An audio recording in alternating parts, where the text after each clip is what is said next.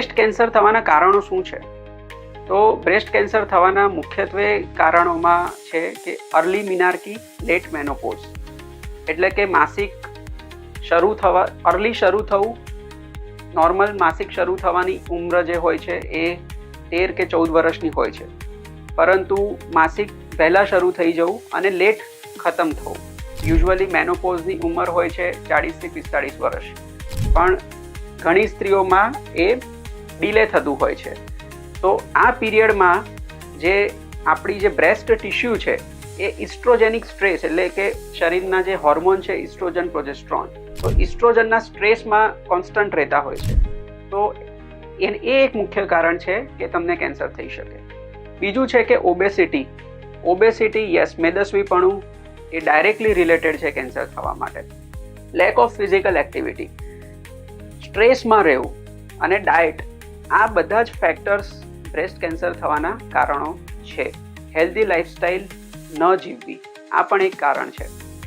બીજું કારણ છે કે હેરિડેટરી અને ફેમિલિયલ બ્રેસ્ટ કેન્સર્સ. યસ, ઓછામાં ઓછા 5 થી 7% બ્રેસ્ટ કેન્સર્સ હેરિડિટરી એટલે કે ફેમિલિયલ ઓરિજિન હોઈ શકે છે.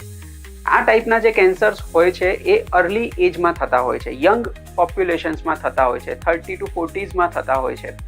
બાકી જે નોન હેરિડિટરી બ્રેસ્ટ કેન્સર્સ છે એની ઉંમર જે હોય છે એ 50 થી 60 વર્ષમાં થતા હોય છે. તો બ્રેસ્ટ કેન્સરના આપણે આ કારણો એટલે કે રિસ્ક ફેક્ટર્સ થયા.